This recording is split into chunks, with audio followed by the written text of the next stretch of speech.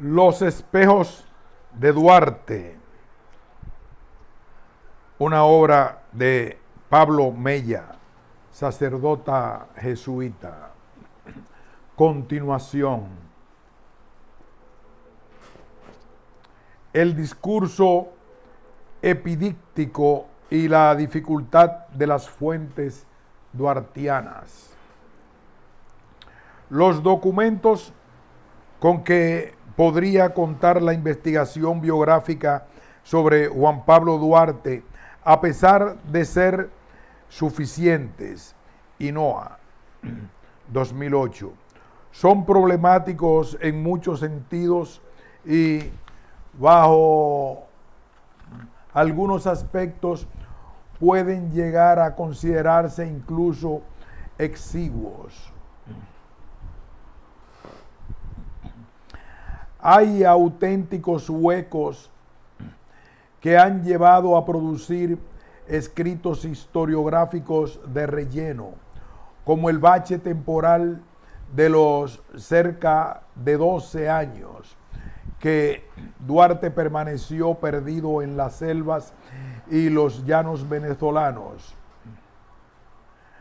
Por eso es imprescindible plantear también desde el inicio la necesidad de una hermenéutica reflexiva que permita aquilatar las perspectivas intelectuales con que se ha utilizado o interpretado esa documentación primaria en vistas a una historiografía de ficción.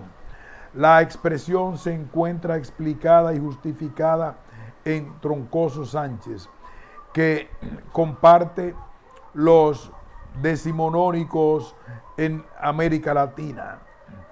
Esta mediación hermenéutica ayudará a percibir cómo la condición exigua, la extensión restringida, la fragmentación, las repeticiones, la retórica y el esquematismo de los documentos primarios sobre la persona de Duarte han hecho que la literatura secundaria en torno a su figura acabe desarrollándose en buena medida como una proyección ideológica de sus autores, reproductores destacados de la ciudad letrada masculina dominicana. Conviene explicar este constructo conceptual que ocupa un puesto central en la argumentación del presente estudio. La expresión ciudad letrada fue acuñada por el pensador uruguayo Ángel Rama. Con ella se busca explicitar la peculiar posición social que ocuparon los hombres creadores de opinión pública en el espacio colonial hispanoamericano a través del dominio de las letras, frente a una amplia sociedad analfabeta que descalificaban como ignorante. Rama focaliza su interés en los siglos XVI al XVIII y en el trabajo educativo de los jesuitas. Sin embargo, para el caso dominicano, la expresión se presta mejor para comprender críticamente la tarea realizada por los historiógrafos nacionales de fines del siglo XIX y de la primera mitad del siglo XX. Estos hombres letrados pertenecían a los sectores criollos y su imaginario correspondía al de las élites que controlaban el poder en la etapa colonial. No es de extrañar que entre los historiógrafos nacionales y las élites criollas coloniales se descubran vínculos diversos, familiares y sociales, mediante prácticas sociales que rayan con la endogamia. El poder político y moral del ordenamiento latinoamericano fue fijado por las letras de estos hombres criollos, cuyo manejo de significantes escritos servía de correa de transmisión de los poderes fácticamente establecidos y culturalmente normalizados. Rama sostiene que la enunciación de los hombres de letras criollos hispanoamericanos creó discursivamente una imaginaria ciudad letrada que no se correspondía con la ciudad real en la que transcurría la vida de las mayorías analfabetas, indígenas o afrodescendientes. El imaginario de estos hombres de letras, como el nombre ciudad letrada indica, es eminentemente urbano y especialmente capitalino. La escritura de la historia en la ciudad letrada decimonónica seguía por los principios generales del modernismo literario.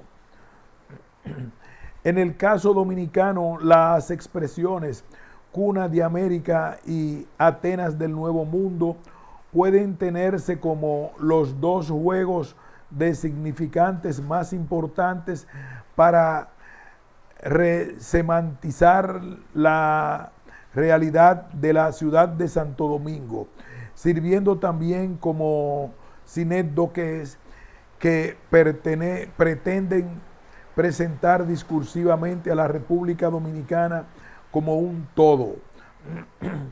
Al concepto ciudad letrada de Rama se ha añadido el adjetivo masculina, con el deseo de explicitar la perspectiva de género en los análisis de los espejos de Duarte. Normalmente, y es difícil saber si eran o no conscientes de ello, los escritores de la ciudad letrada mostraban en sus enunciados el modo en que eran o querían ser hombres, y en este conato sus textos reproducían la cultura patriarcal imperante que hundía sus raíces en el ordenamiento colonial hispanoamericano. González Estepan, 1996. Veamos un ejemplo de construcción textual de masculinidad de los historiadores dominicanos clásicos basadas en las letras. Para más señas, este ejemplo es tomado de un escrito de interés duartiano. Se trata de los párrafos introductorios de un artículo de Emilio Rodríguez de Morici, escrito en defensa de la figura del padre Gaspar Hernández, con vistas a salvar el foso que separa la posición radicalmente prohispánica y racista del proyecto político de Duarte, propugnador teórico de la unidad de la raza. El historiador García y la verdad. Si la belleza, al decir de Montalvo, es la primera virtud de la mujer, la verdad es la primera virtud del hombre. De ser veraz pudo enorgullecerse José Gabriel García, de que su historia de Santo Domingo es obra en que resplandece la verdad.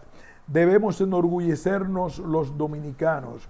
No hay en ella las escenas mitológicas ni las supercherías que abundan en algunas historias que hacen aparecer a otros pueblos bajo el desusado velo de la fantasía.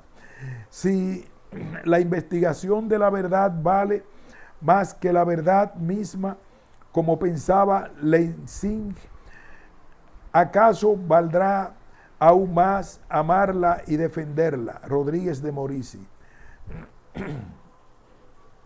Como puede verse, el texto sugiere que los historiadores nacionales de la primera mitad del siglo XX, teniendo como modelo por excelencia a José Gabriel García, defienden amorosamente la verdad de la patria, con su producción historiográfica positivista, de la que se hablará con detenimiento en el próximo apartado.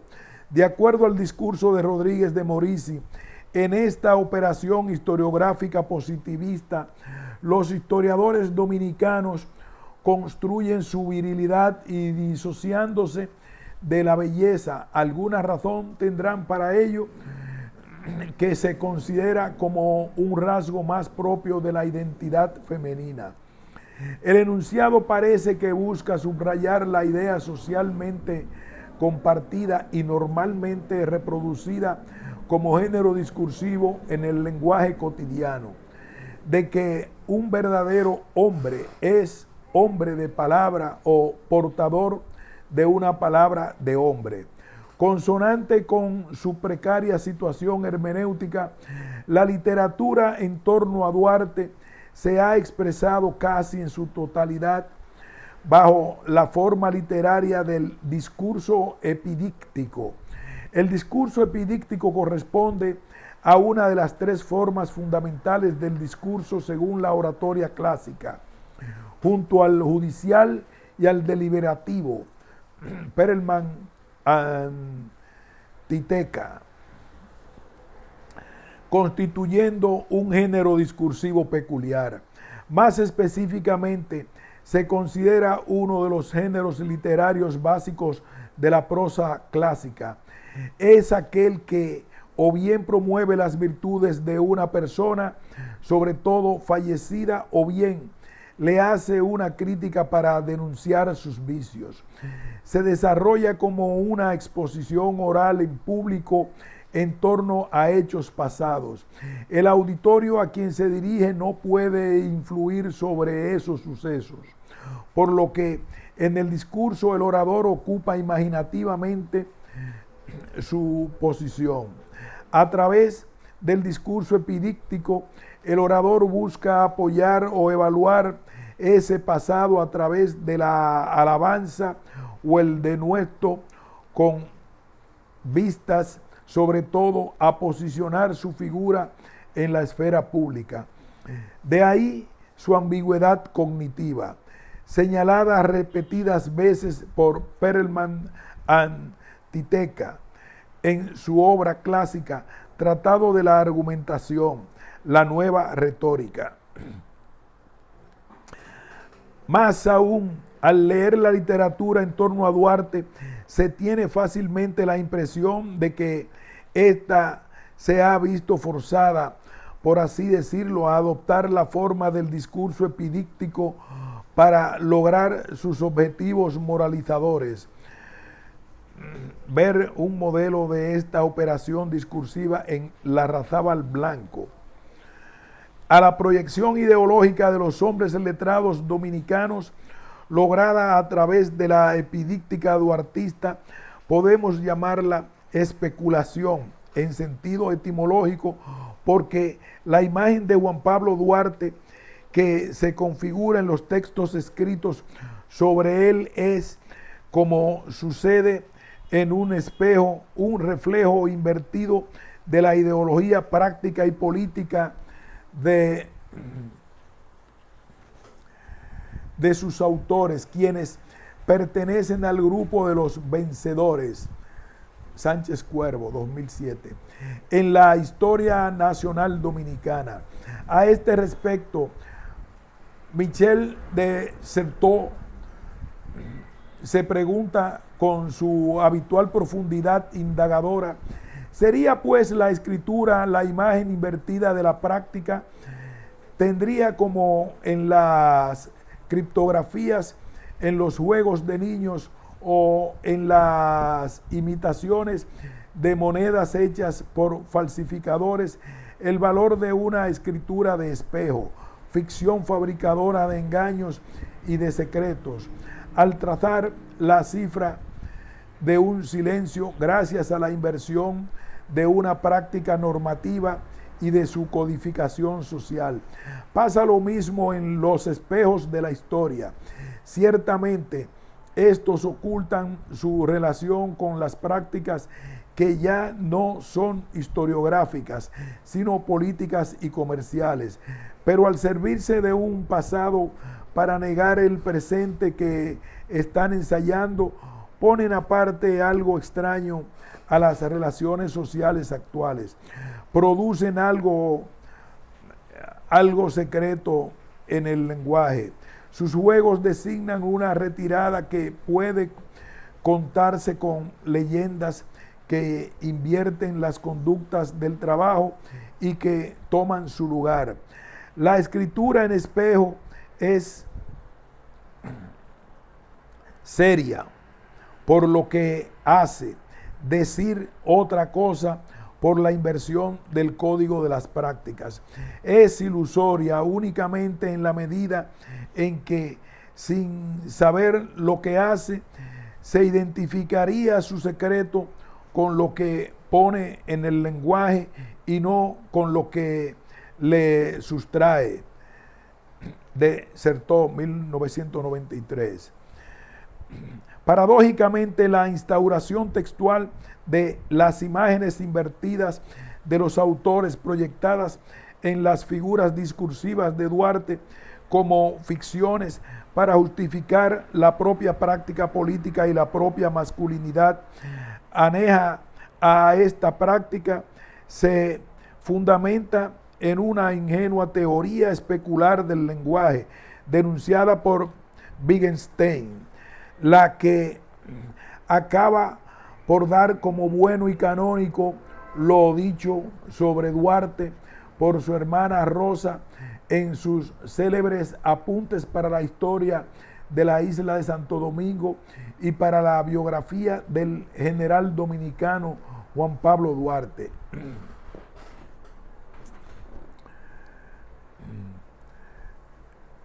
Acerca de Wittgenstein. De acuerdo con este pensador, el lenguaje humano no puede entenderse como una especie de espejo verbal del mundo.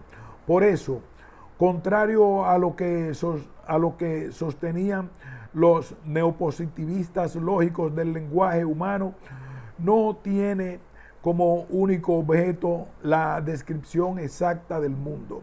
El lenguaje humano es más bien una forma de conducta que implica una pluralidad de funciones prácticas: dar una orden, describir un estado de cosas, informar un acontecimiento, hacer conjeturas, contar historias, hacer teatro, contar chistes, adivinar acertijos, etc. Cada una de estas funciones prácticas puede entenderse como formando parte de un juego del lenguaje. Las proposiciones son significativas no porque sean figuras de la realidad, sino porque realizan performativamente estos juegos del lenguaje. Así como entre los niños hay diversos juegos que se constituyen por reglas propias, en cada juego existen diversos y variados usos del lenguaje con sus respectivas reglas diversas. Los diversos juegos del lenguaje solo tienen en común ese sometimiento a reglas que son internas a su propio lenguaje. Dada la diversidad de juegos del lenguaje, el significado debe buscarse en el uso que se hace de las palabras, no en la verificabilidad de lo que se dice. El problema de la comprensión del sentido es, pues, pragmático lingüístico, no semántico. Wittgenstein acuña esta sentencia: el significado de una palabra es su uso en el lenguaje. Wittgenstein, 1999. En definitiva, es el uso contextual lo que da sentido a la palabra. La mayoría de los errores filosóficos provienen de confundir los contextos o de juzgar un contexto con las reglas de otro contexto. Como en los juegos, las reglas se respetan o no hay juego. Cambiarlas es ajedrez cumpliendo las reglas del ajedrez. Una jugada solo tendrá sentido si se cumplen las reglas del ajedrez. El alfil no puede moverse como el caballo, moviendo el alfil como 7 en multitud de juegos de lenguaje.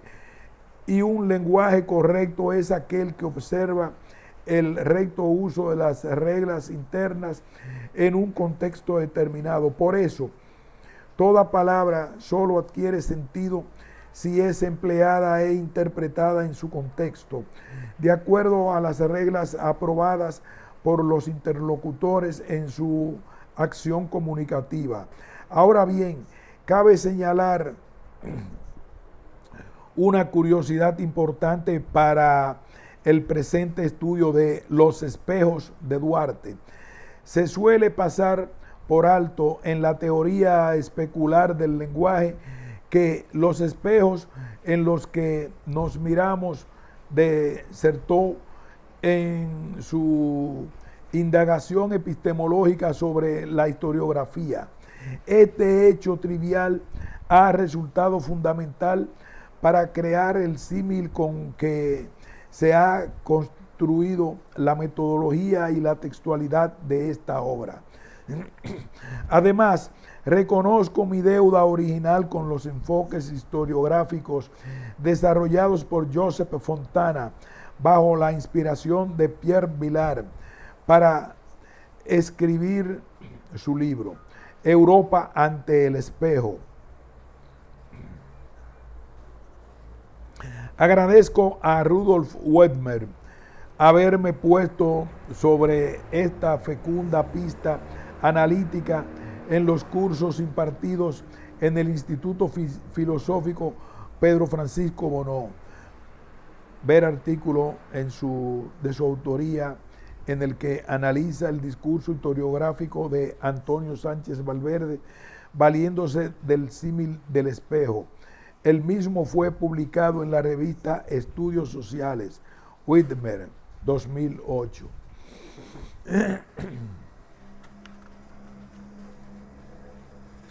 Duarte, por lo dicho sobre Duarte por su hermana Rosa en sus célebres apuntes para la historia de la isla de Santo Domingo y para la biografía del general dominicano Juan Pablo Duarte Balaguer, 1971, documento que será estudiado en el tercer capítulo con detenimiento. Semejante teoría especular del lenguaje fue satisfactoriamente criticada por Wittgenstein por corresponder a una concepción lingüística positivista que presupone ingenuamente que las palabras con las que expresamos nuestras observaciones reflejan fielmente, como en el espejo impoluto que sería la mente, la naturaleza o esencia de las cosas que están en el mundo.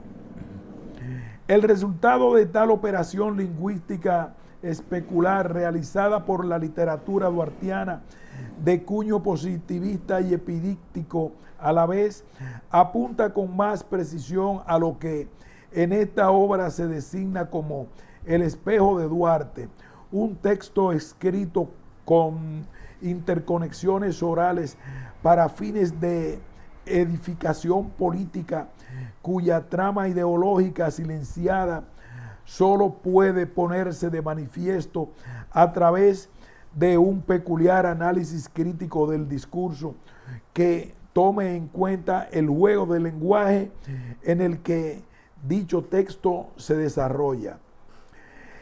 El abandono de esta concepción ingenua del lenguaje permite hacer conciencia del complejo proceso cognitivo implicado en todo acto comunicativo humano. La producción historiográfica está atravesada por una complejidad como acto lingüístico y comunicativo que es. En el caso de la literatura que se ocupa de Duarte para engrandecer su figura, esta comunicación es, valga la insistencia, notoriamente epidíctica y por ello plantea más desafíos. Forma parte de la honestidad intelectual y el presente libro quiere ser honesto en ese sentido, discernir las consecuencias cognitivas de hacer pasar como descripción fiel y obligación ética irrefutable lo que en realidad es una interpretación ideológica hecha desde un punto de vista particular. específicamente criollo, que idealiza el mestizaje cultural americano. Es decir, una interpretación orientada a legitimar o inaugurar un posicionamiento político interesado que no cuestiona las estructuras de exclusión coloniales que pervivieron a pesar del logro de la independencia republicana. La operación historiográfica como interpretación del presente en el caso dominicano. La historiografía moderna se pone en acción con el levantamiento de los que considera documentos fehacientes.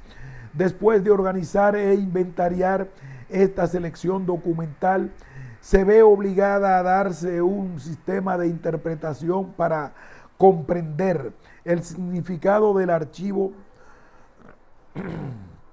Este sistema de interpretación puede ser de diversa índole y entrañar a veces inconfesadamente diversos propósitos. Su resultado es un conjunto de decisiones filosóficas y prácticas que acaban modelando la selección documental en una escritura que finge acercar el pasado al presente, anulando su alteridad. En pocas palabras, una cosa son los acontecimientos históricos y otra su interpretación historiográfica, con su escritura inherente, que es llevada a cabo desde el contexto presente en que se realiza la operación historiográfica.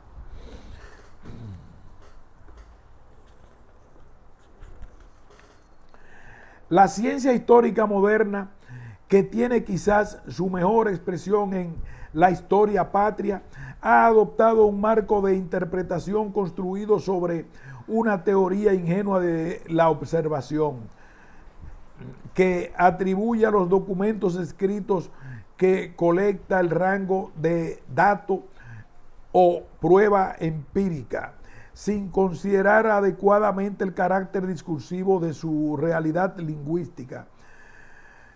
Es a este conjunto de convicciones y prácticas que se suele llamar concepción positivista de la historiografía. Coherente con este espíritu positivista, la ciencia histórica quiere eliminar el mito de las leyendas.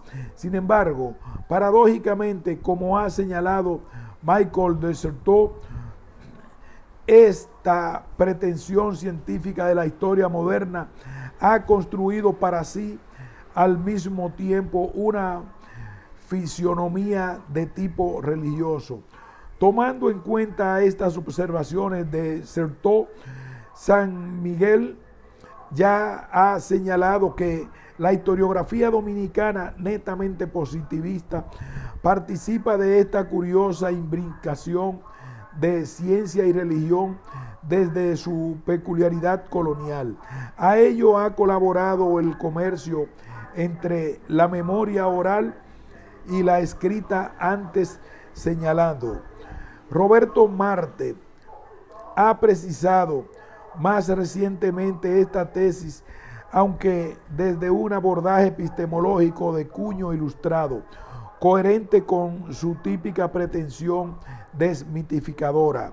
Sin embargo, hablar de la rectificación de las leyendas y tradiciones antiguas podría conducir a un equívoco, dado el carácter tradicionalista y devoto del discurso histórico decimonónico.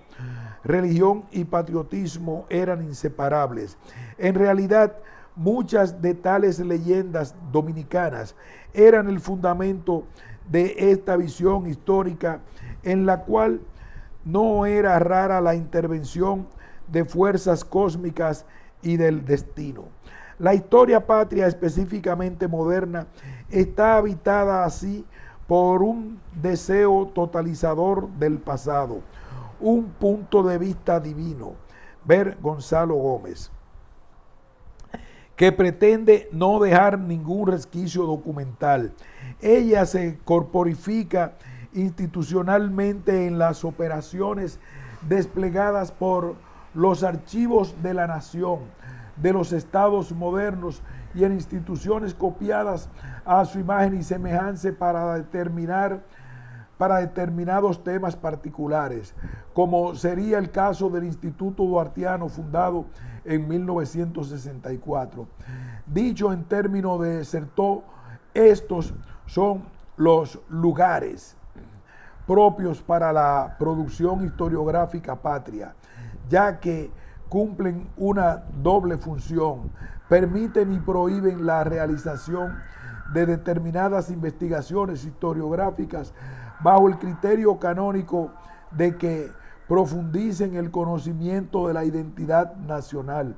Sin embargo, los textos por ellas auspiciados pretenden normalmente hablar desde un no lugar objetivo, acorde con el referido punto de vista divino. Resulta relevante señalar que hoy en día la denominada historia nacional se ve sometida a un escrutinio en clave benjaminiana por su carácter autoritario y legitimador del status quo logrado por los vencedores de la historia. Esta historia patria o nacional justifica la suerte corrida por los vencidos como un precio a pagar por obtener el progreso de la libertad que supuestamente se plasma en el Estado-nación independiente. Todos estos temas fueron teorizados filosóficamente por Kant y Hegel como parte de este modo de filosofar que pone del lado de los vencedores e ignora a las víctimas. El historiador español Antolín Sánchez Cuervo ha caracterizado este modo de historiografía como habitado por un afán historicista que hasta sin quererlo explícitamente acaba siendo cómplice de las estructuras actuales de dominación política y de la ideología del progreso a la que teóricamente se opone. El afán historicista por reconstruir la totalidad del pasado y porque nada de él se pierda, se revela en primera instancia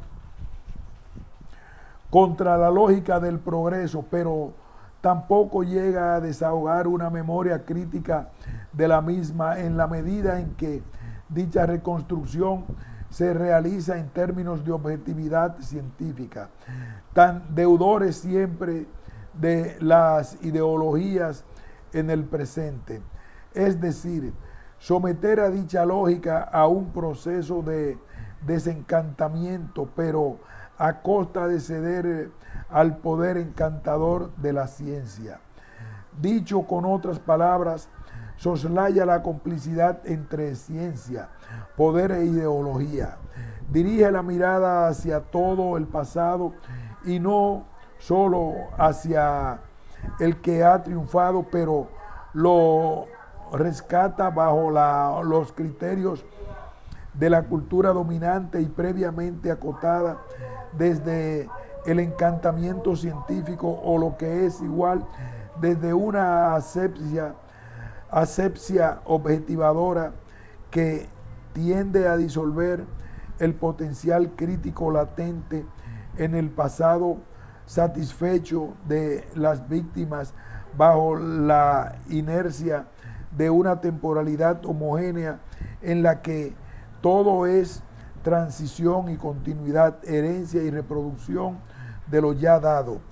El historicismo demora, es cierto, la lógica del progreso, pero deja intacta su tendencia ilustrada a domesticar y racionalizar el pasado, reduciendo la memoria a una operación instrumental legitimadora del presente. Sánchez Cuervo, 2007. La primera historiografía dominicana nace, como es fácil inferir, como es fácil inferir dentro de estos cánones de la historiografía moderna y positivista, pero adquirió un particular carácter dramático en su relación con el denominado, no exento de equivocidades, pesimismo intelectual dominicano. A pesar de ser una categoría discutible, así llamado pesimismo intelectual, Marte 2011, puede tenerse como un síntoma de extrañamiento de la ciudad letrada dominicana, hispanófila y masculina, frente a la realidad de las mayorías afrodescendientes de la población dominicana y a la exclusión de las mujeres del espacio público.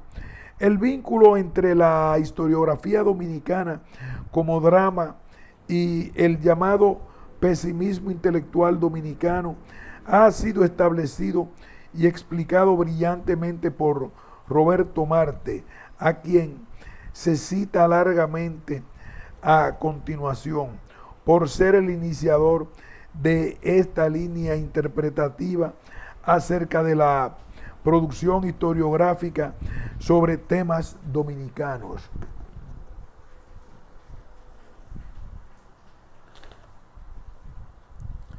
El pesimismo intelectual dominicano floreció con posterioridad a las dos primeras generaciones literarias de quienes hicieron la independencia y cuando la fase formativa del Estado Nacional pareció haber terminado.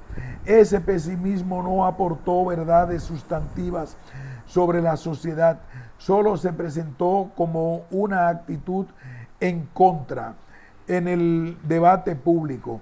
El pesimismo cultural era una actitud no solo en la búsqueda de soluciones a los problemas sociales coetáneos, sino para comprender las raíces históricas de nosotros. Por eso apeló a la historia, la cual había concebido el pasado insular como drama, como una narración inestable de hechos notables y proezas derivados en tragedia, en una moraleja de incertidumbre y del fracaso. Esto último es lo que a partir de ahora llamaré interpretación dramática del pasado dominicano. Desde la última década del siglo XIX tuvo lugar en la prensa y en la opinión de los círculos letrados una revisión del optimismo patriótico de los años fundacionales de la República. En esa disposición de la época se comenzó a evaluar las experiencias históricas de este desgraciado pueblo del 44 a la fecha, cuyo desenlace describía el fracaso de los deseos de las posibilidades surgidas después de la fundación de la República. La élite letrada del país fundamentó esa actitud pesimista en las contrariedades y desgracias del país contadas por la historia, en la cual parecía retrasarse hasta el infinito la epifanía del progreso.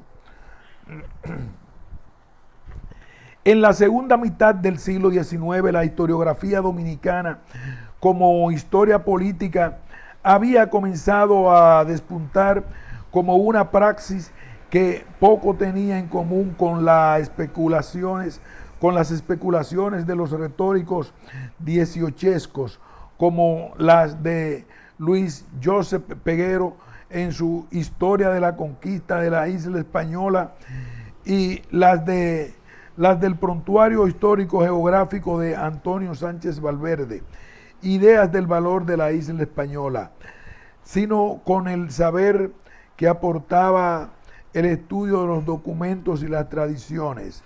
Marte, 2011.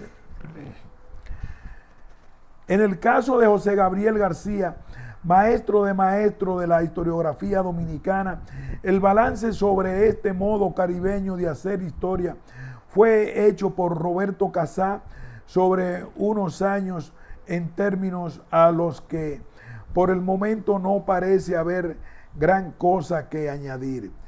En la dilucidación de los hechos, José Gabriel García proyectó su ideario nacionalista y democrático, por lo que procedió a juzgar las actuaciones de grupos e individuos en función de su descripción al proyecto de la autodeterminación, condenando a los anexionistas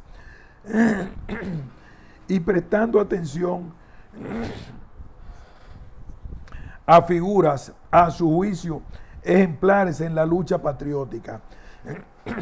Ahora bien, al armar una síntesis estrictamente política gravitante alrededor del poder estatal, no pudo acceder a la historia profunda del pueblo. Esto no tiene nada de raro. Por lo demás, ya que era típico entre los intelectuales y liberales la atribución exclusiva de protagonismo a las capas instruidas de la población. Su noción de pueblo no pasaba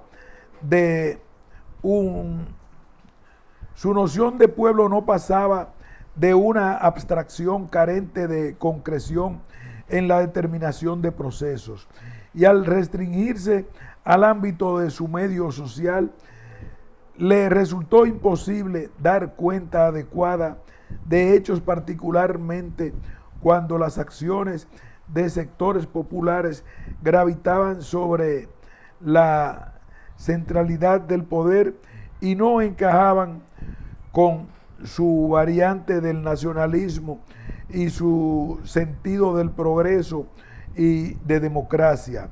Al tomar conciencia del abismo,